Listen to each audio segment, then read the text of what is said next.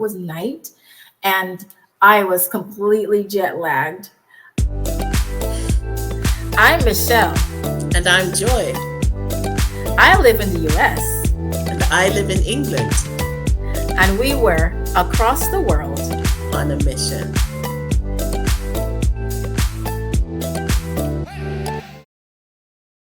So, welcome back to part 2 of The Arrival. And we have arrived in Taiwan and Ukraine.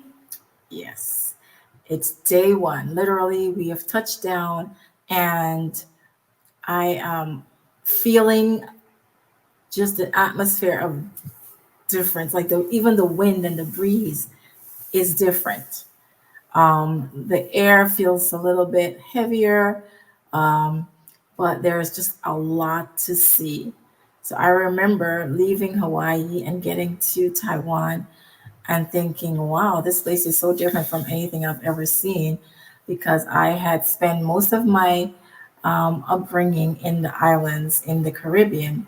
And here I am in this country where everything that I hear around me was not English. It was Mandarin. So we got off the plane and someone came to pick us up and we were headed to our different locations.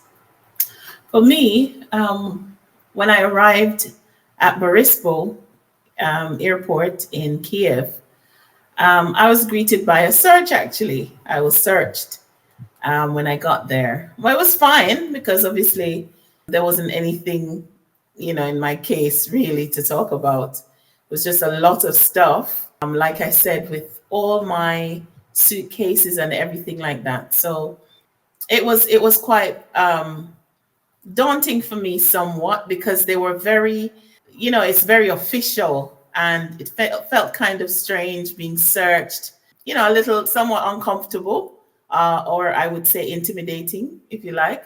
But my director, Helen, she was there to welcome me after I passed through security. So yeah, for me, it was a little bit daunting at first with the search. That's interesting, because I don't even remember that part of my journey. I don't remember what I did with checkout. I don't remember. All I remember was that I did not have a Taiwanese visa. And so when everybody got their visas on spot, I didn't get mine. So I ended up going to Taiwan and not having a visa actually to work there. Oh, yeah. So that's what got me so stuck at the airport. To do? Oh, I ended up going to Hong Kong later on to get a work visa to operate, a work religious visa to operate in Taiwan. Yeah. Yeah. Okay. So as you can see, guys, we didn't say this earlier, but just we are here together. We are together after 10 years actually of not seeing each other. Yes. We're here. Well, she's at my home. Yes, we're in the UK.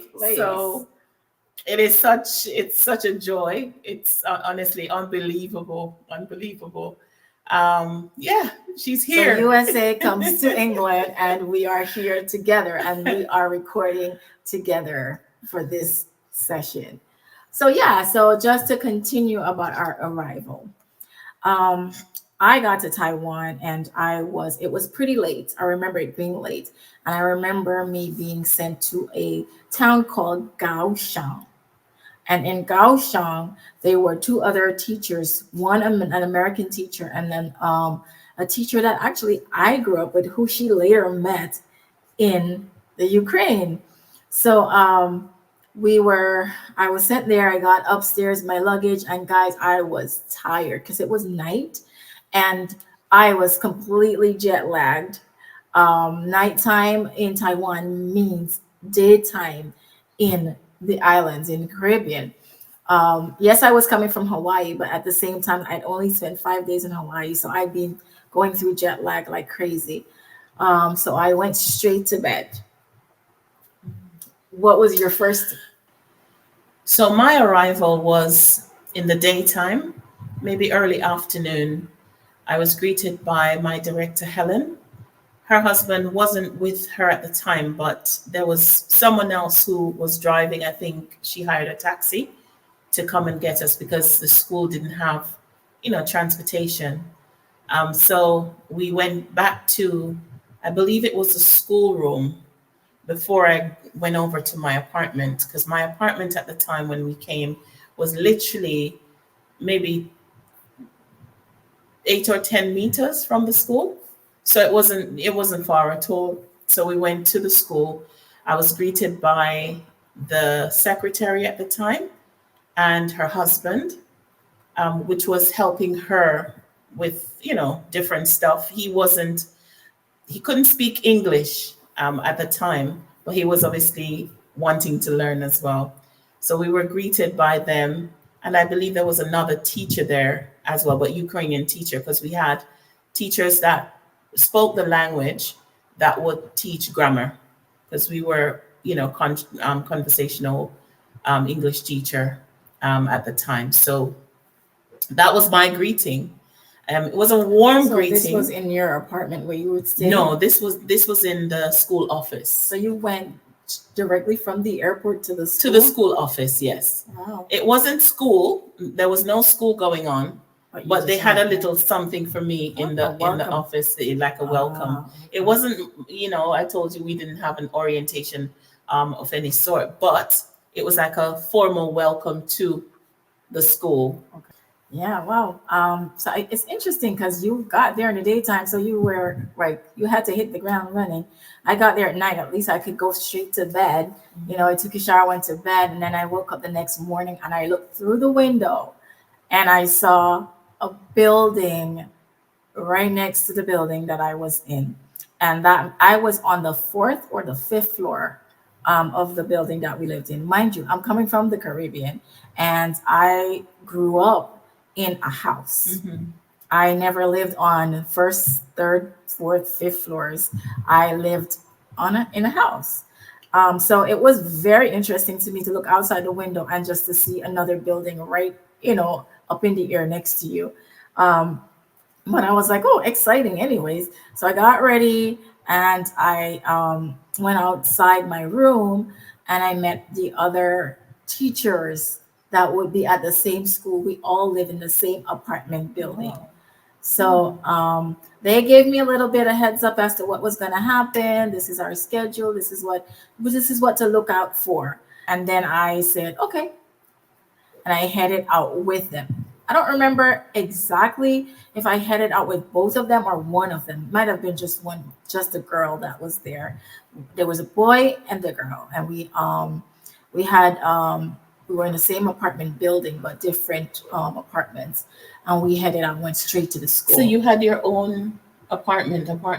Yeah. You see, that wasn't I wasn't that blessed. And to some extent, I wish I did, but I'm grateful for how it panned out in the end, because after that whole, introduction, they took me over to my apartment, which was, like I said, very close to the school. Right. But another missionary was going to also be joining me the week after. So she came a week Okay. later than I did. So I had, a week earlier in the country.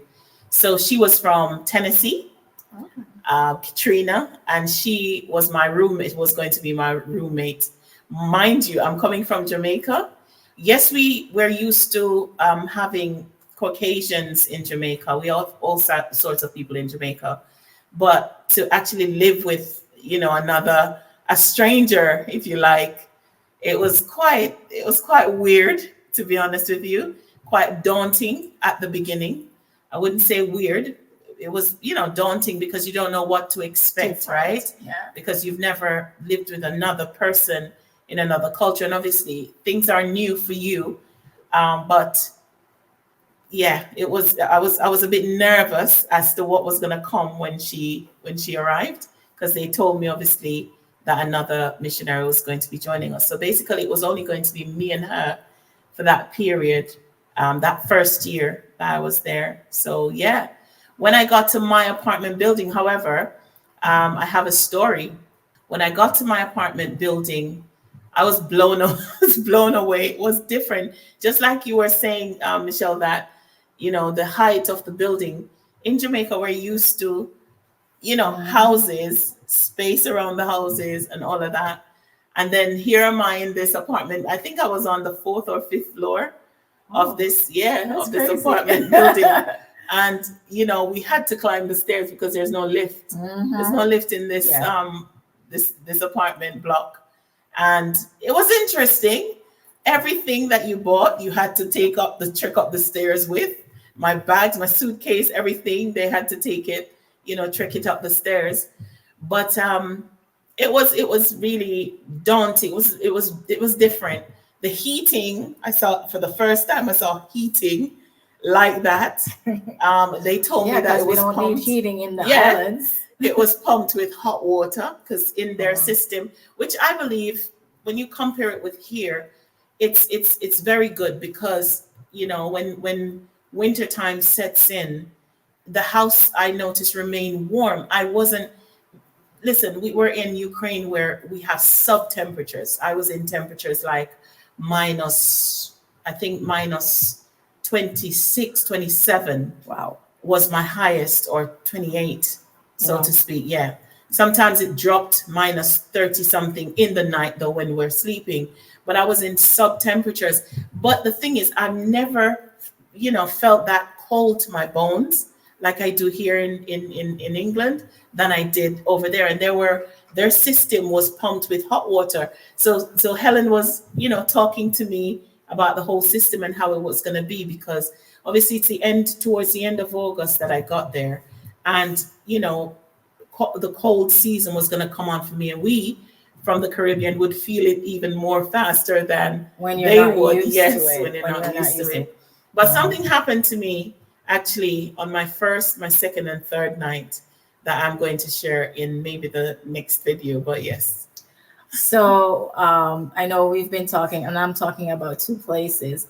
When I arrived in Japan, this was my second time going back as a missionary. When I arrived in Japan, it was like welcome back to Asia.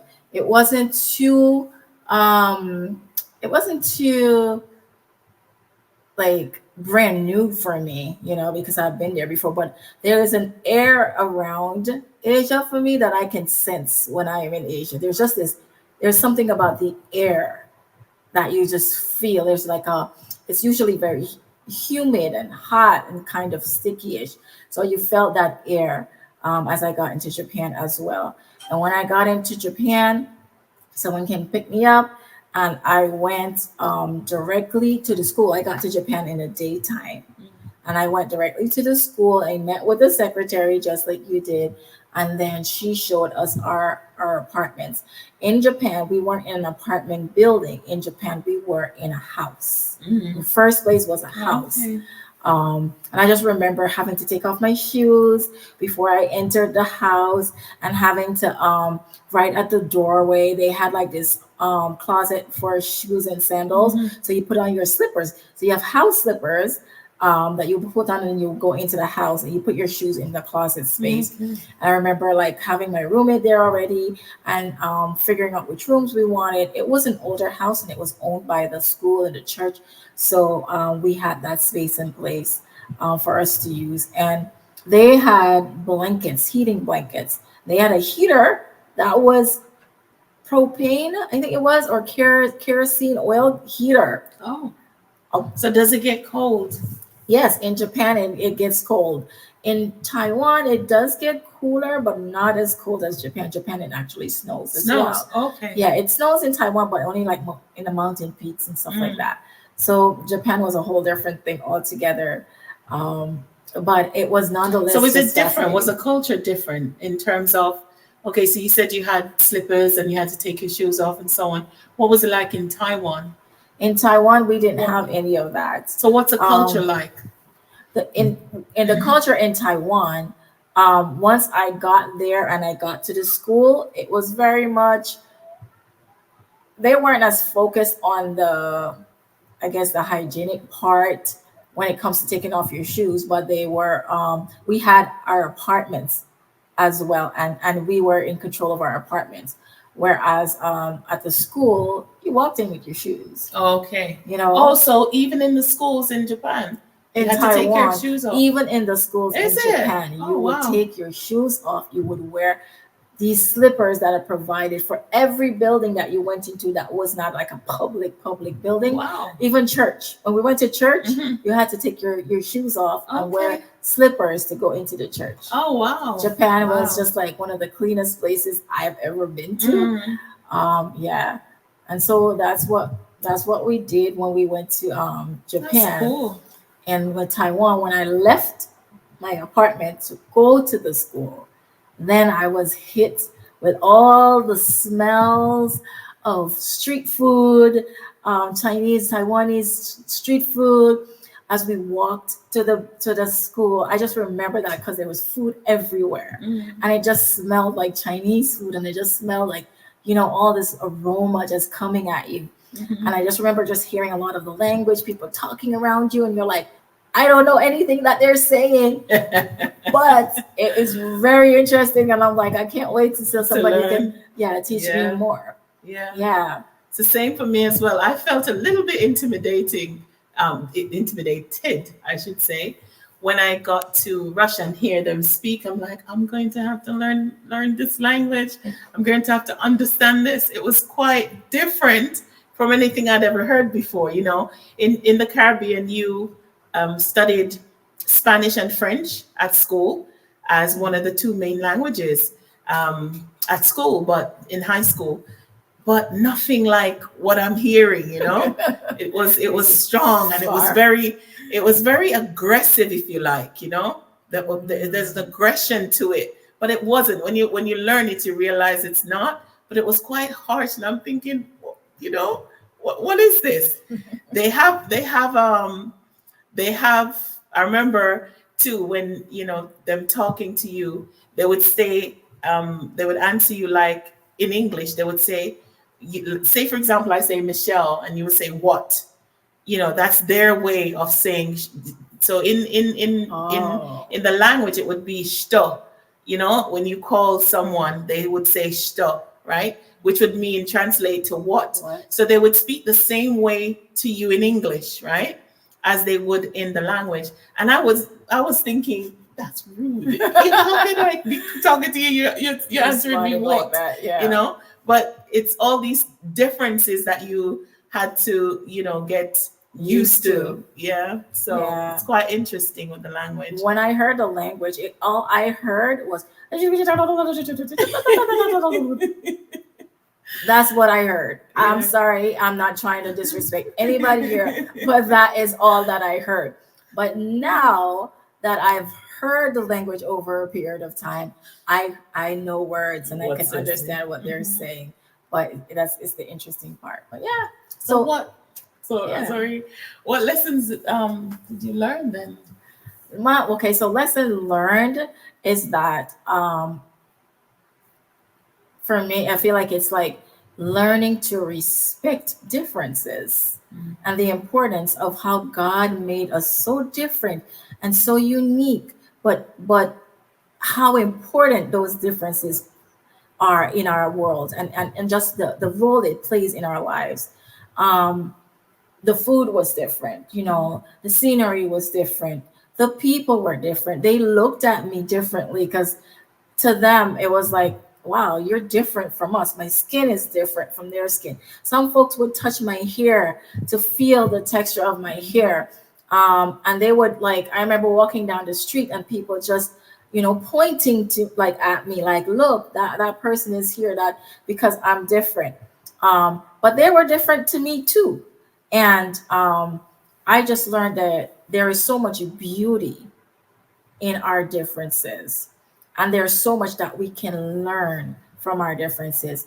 And I feel like I can appreciate that God has used such a variety of ways to create differences between us, and that those differences can help us to grow, to become better people. Hmm. For me, it's the culture, and how we can be so set in our ways, in our different cultures, how we were raised, what we're used to.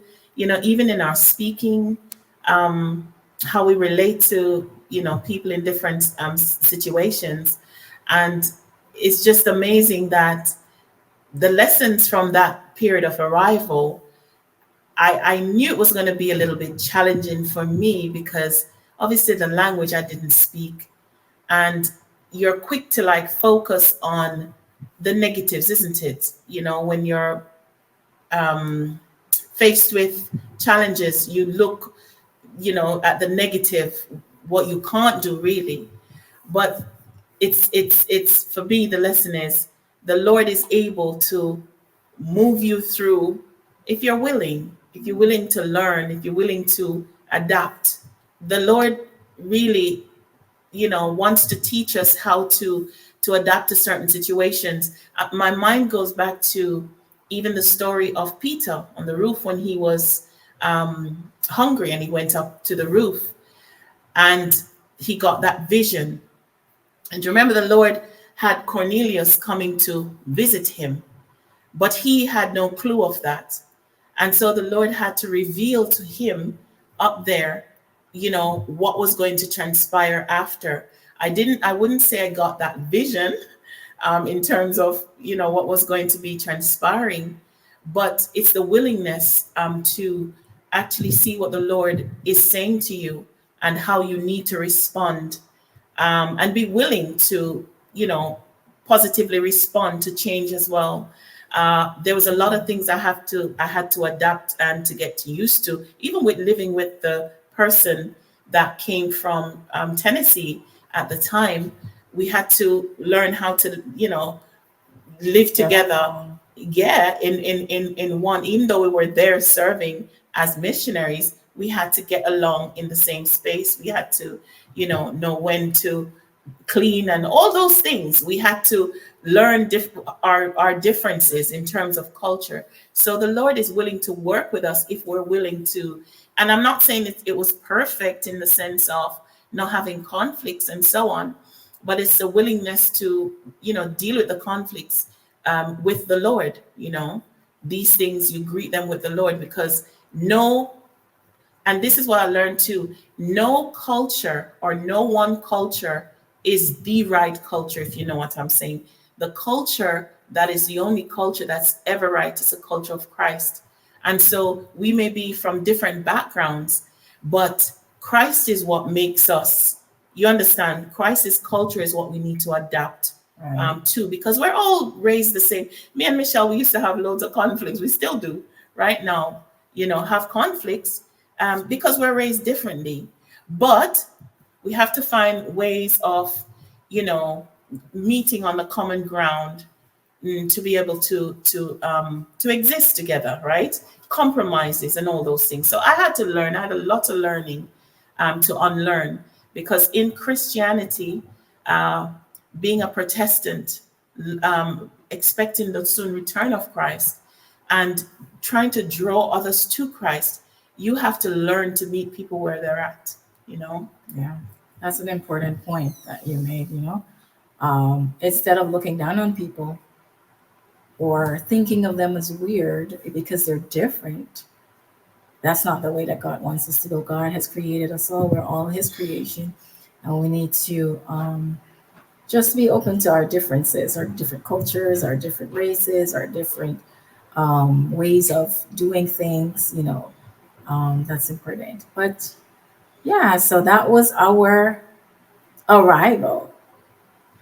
Yes, thank you so much for joining us yet again. We hope to see you in the next one. And God bless. And if you like the content, please like, share, subscribe, and please write something in the comment section for us. Thank you for joining us. Bye. I'm Michelle. And I'm Joy. I live in